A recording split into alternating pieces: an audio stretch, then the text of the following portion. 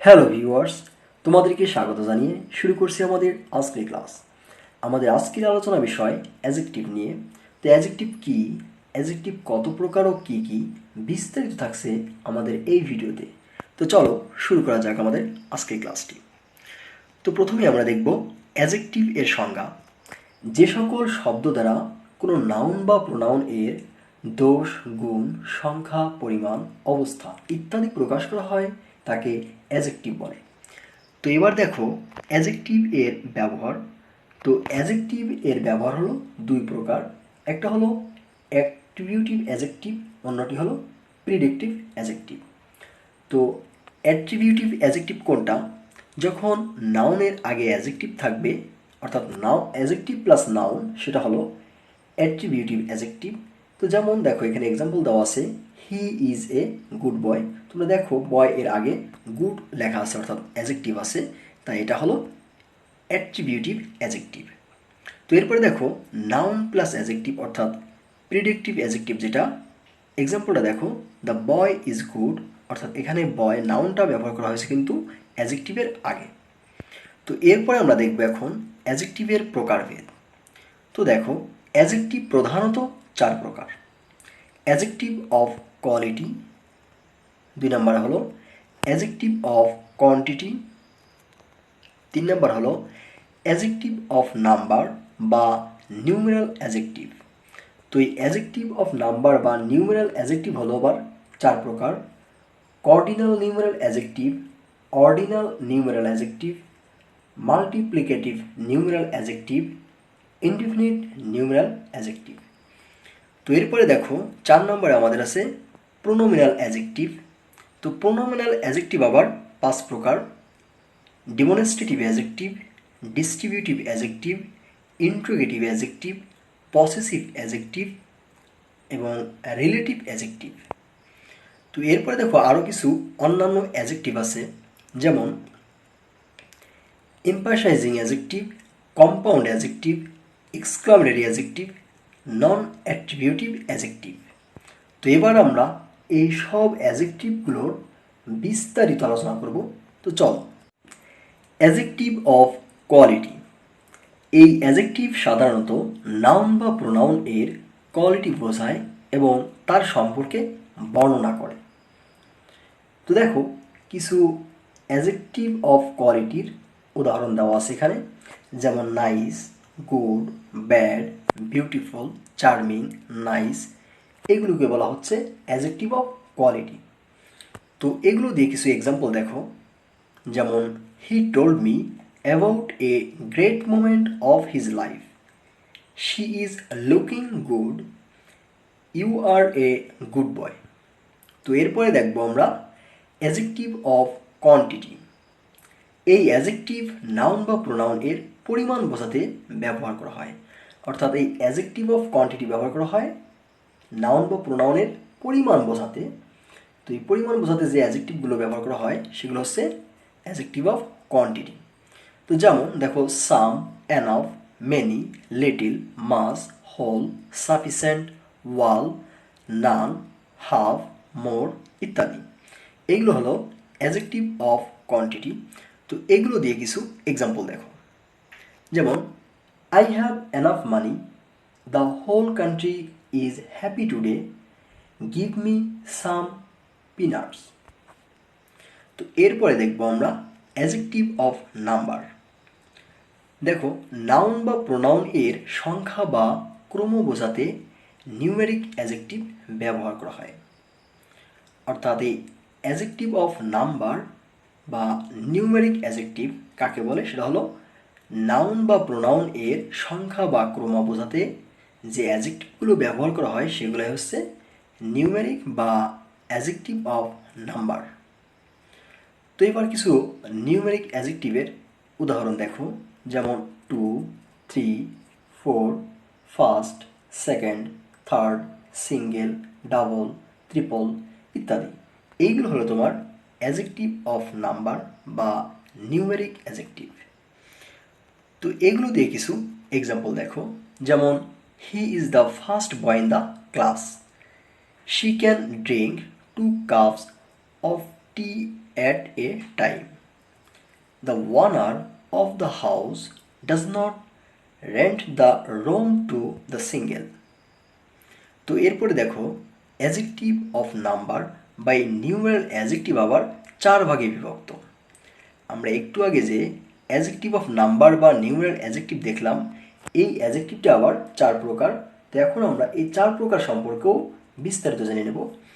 তো ছিল হলো 4 প্রকারের ভিতরে cardinal numeral adjective, ordinal numeral adjective, multiplicative numeral adjective, indefinite numeral adjective. তো এবার চলো এগুলো সম্পর্কে আমরা একটু বিস্তারিত জেনে নিই।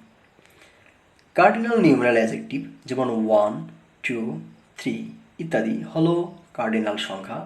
এই সংখ্যা যখন অ্যাজেক্টিভ রূপে ব্যবহৃত হয় তখন তাদেরকে কার্ডিনাল নিউমেরাল অ্যাজেক্টিভ বলে।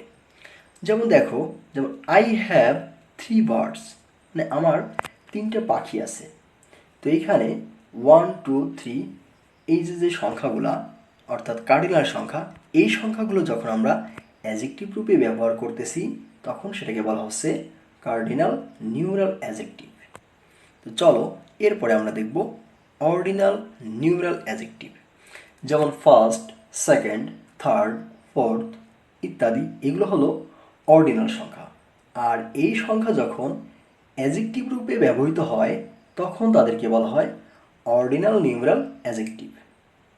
যেমন keep it in the first box, keep it in the first box অর্থাৎ এটি প্রথম বক্সে রাখো।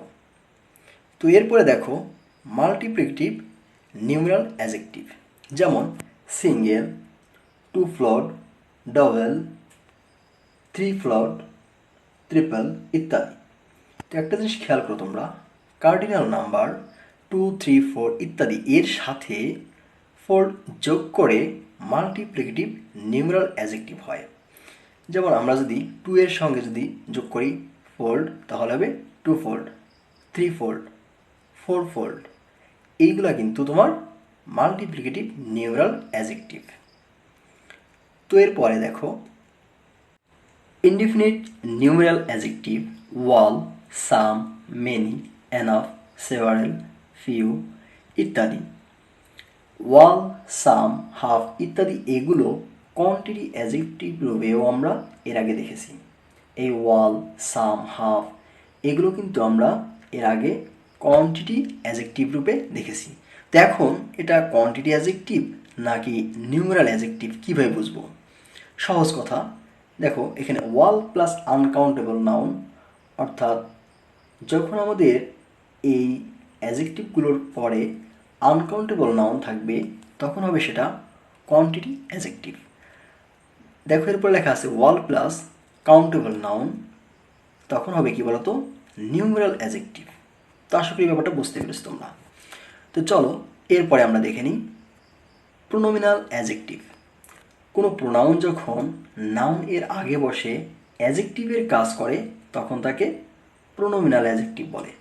যেমন দেখো দিস ইজ এ বুক, এখানে দিস একটা প্রোনাউন, দিস ইজ এ বুক। কিন্তু দেখো দিস বুক ইজ মাইন, এই বইটি আমার, এখানে দিস একটা অ্যাজেক্টিভ। কারণ কি বলতো? দেখো কারণ হলো প্রথম সেন্টেন্সে দিস এর পর কোনো নাউন বসেনি, কিন্তু দ্বিতীয় সেন্টেন্সটিতে দিস এর পরে নাউন বসছে। আর এই প্রোনাউনগুলো তখনই অ্যাজেক্টিভ হবে যখন নাউনের পূর্বে বসবে। যখন নাউনের পূর্বে বসবে তখনই এই প্রোনাউনগুলো অ্যাজেক্টিভ হয়ে যাবে। আশা করি তোমরা ব্যাপারটা বুঝতে পেরেছো। তো চলো এরপরে দেখি আমরা প্রোনোমিনাল অ্যাজেক্টিভ আবার 5 ভাগে বিভক্ত।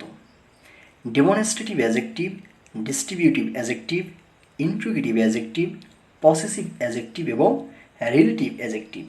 তো এখন আমরা এই 5 প্রকার সম্পর্কে একটু বিস্তারিত জেনে নেব। তো প্রথমেই দেখো ডেমনস্ট্রেটিভ অ্যাজেক্টিভ। নাউন বা প্রোনাউনকে নির্দিষ্ট করে বোঝাতে ডেমনস্ট্রেটিভ ব্যবহৃত হয়। অর্থাৎ এই ডেমনস্ট্রেটিভ অ্যাজেক্টিভ ব্যবহৃত হয় নাউন বা প্রোনাউনকে নির্দিষ্ট করে বোঝাতে। যেমন দিস, দ্যাট, দোজ, দিস ইত্যাদি এগুলো হলো ডেমনস্ট্রেটিভ অ্যাজেক্টিভ। তো কিছু এক্সাম্পল দেখো এর সম্পর্কে। যেমন দিস বুক ইজ মাইন, এই বইটি আমার। দ্যাট ইজ হিজ রুম, এটি তার কক্ষ। This notes should be followed, অর্থাৎ এই নোটগুলো অনুসরণ করা উচিত। এখানে দিস, দ্যাট, দিস এগুলো হলো ডেমনস্ট্রেটিভ অ্যাডজেক্টিভ হিসেবে ব্যবহার করা হয়েছে। তো চলো আমরা এবার এরপরে দেখে নিই ডিস্ট্রিবিউটিভ অ্যাডজেক্টিভ। কোনো গ্রুপ এর কাউকে নির্দিষ্ট করে বর্ণনা করতে ডিস্ট্রিবিউটিভ অ্যাডজেক্টিভ ব্যবহৃত হয়। আর ডিস্ট্রিবিউটিভ অ্যাডজেক্টিভগুলো হলো is, any, every, either, neither ইত্যাদি। তো এগুলো দিয়ে কিছু এক্সাম্পল দেখো তোমরা।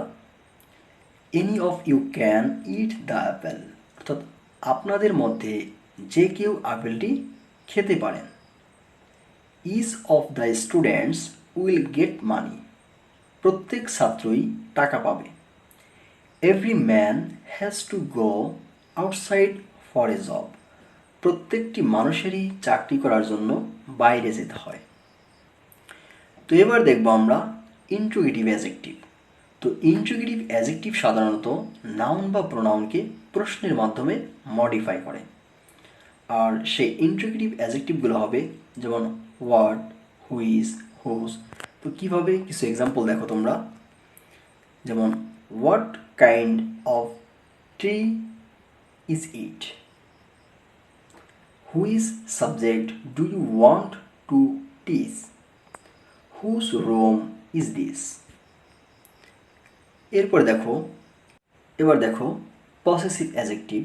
বাক্যে মালিকানা বা নিজস্ব কোনো সম্পদ বোঝাতে পসেসিভ অ্যাডজেক্টিভ ব্যবহার করা হয়। যেমন মাই, হার, দেয়ার, আওয়ার, ইয়োর, এগুলো হলো পসেসিভ অ্যাডজেক্টিভ। তো এগুলো কীভাবে ব্যবহার করতে পারি, তো দেখো কিছু এক্সাম্পল। যেমন I have seen her cat, অর্থাৎ আমি তার বিড়ালটিকে দেখেছি। Their house is very big, তাদের বাড়িটি অনেক বড়। দিস ইজ আওয়ার স্কুল পন্ড, এটা আমাদের স্কুলের পুকুর। তো এরপরে দেখো রিলেটিভ অ্যাডজেক্টিভ। রিলেটিভ প্রোনাউন যখন অ্যাডজেক্টিভের কাজ করে তখন তাকে রিলেটিভ অ্যাডজেক্টিভ বলে। যেমন দেখো এইখানে এক্সাম্পল দুটো দেখলে তোমরা ক্লিয়ার হয়ে যাবে। This is the book which you gave me. তোমরা জানো প্রথম সেন্টেন্সটা কিন্তু এই হুইচটা রিলেটিভ প্রোনাউন, এটা কিন্তু রিলেটিভ অ্যাডজেক্টিভ না। পরের সেন্টেন্সটা দেখো, this is which book you gave me. এইখানে হুইচ এর পরে দেখো নাউন আছে।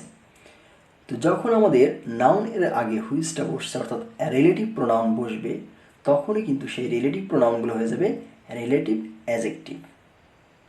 আশা করি তোমরা বুঝতে পেরেছো ব্যাপারটা। তো চলো এরপরে দেখবো আমরা অন্যান্য যে অ্যাডজেক্টিভগুলো ছিল সেইগুলো সম্পর্কে বিস্তারিত। প্রথমেই ছিল এমফাসাইজিং অ্যাডজেক্টিভ। তো এক্সাম্পল দেখলে তোমরা ক্লিয়ার হয়ে যাবে। যেমন is this your own book, এটা কি তোমার নিজের বই। He will come this very day, সে আজই আসবে। বাক্য দুটিতে ওন এবং ভেরি হলো এমফাসাইজিং অ্যাডজেক্টিভ, এরা জোর আরোপ করার জন্য ব্যবহৃত হয়েছে। অর্থাৎ যেই শব্দগুলো সেন্টেন্স এর ভিতরে জোর আরোপ করার জন্য ব্যবহৃত হচ্ছে সেগুলো হচ্ছে এমফাসাইজিং অ্যাডজেক্টিভ।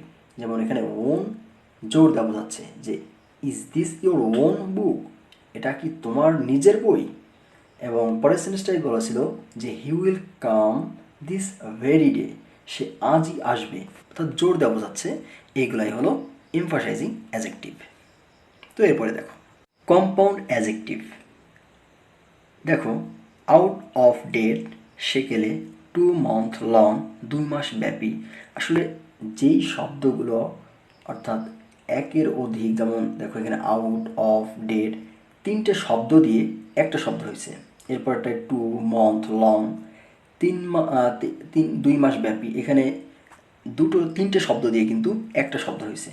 তো এইরকম যে ওয়ার্ডগুলো অ্যাডজেক্টিভ হিসেবে ব্যবহার করা হয় সেইগুলোই মূলত হলো কম্পাউন্ড অ্যাডজেক্টিভ। তো দেখো এখানে এক্সাম্পল দেওয়া আছে, this is an out of date house, এটা হলো একটা সেকেলে বাড়ি। তো আশা করি তোমরা বুঝতে পেরেছো যে কম্পাউন্ড অ্যাডজেক্টিভ কোনগুলো। তো এরপরে দেখো exclamatory adjective. What a fool you are, এই সেন্টেন্সটা কিন্তু একটা কী সেন্টেন্স বলো তো? এটা এক্সক্লামেটরি সেন্টেন্স। কিন্তু যখন হোয়াট ননসেন্স ইজ দিস, এটা কিন্তু হবে এক্সক্লামেটরি অ্যাডজেক্টিভ। পরের যে সেন্টেন্সটা এখানে হোয়াট ননসেন্স ইজ দিস, এটা হলো মূলত এক্সক্লামেটরি অ্যাডজেক্টিভ। এর আগের সেন্টেন্সটা আমি লিখে দেখাইছি যে what a fool you are, just একটা এক্সক্লামেটরি সেন্টেন্স আমি লিখছি। তো এইখানে হোয়াট থাকলে এই ওয়ার্ডটা এক্সক্লামেটরি সেন্টেন্স হলো, আর এখানে এই ওয়ার্ডটা কেন এক্সক্লামেটরি অ্যাডজেক্টিভ হলো, এর কারণ হলো এই ওয়ার্ড এর পরে ননসেন্স একটা নাউন আছে, অর্থাৎ ওয়ার্ড এর পরে যখন নাউন বসছে তখন এটা হয়ে গেছে এক্সক্লামেটরি অ্যাডজেক্টিভ। তো এরপরে দেখো তোমরা নন অ্যাট্রিবিউটিভ অ্যাডজেক্টিভ। সাধারণত নাউনের আগে অ্যাডজেক্টিভ বসে, যেমন অ্যাডজেক্টিভ প্লাস নাউন।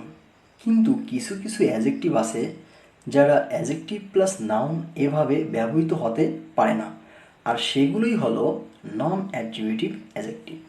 তো যেমন দেখো, the cat is fond of milk.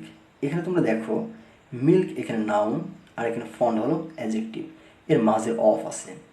আর পরের সেন্টেন্সটায় I am ashamed of my son, এখানে সনটা হলো নাউন আর অ্যাশেমড হলো অ্যাডজেক্টিভ।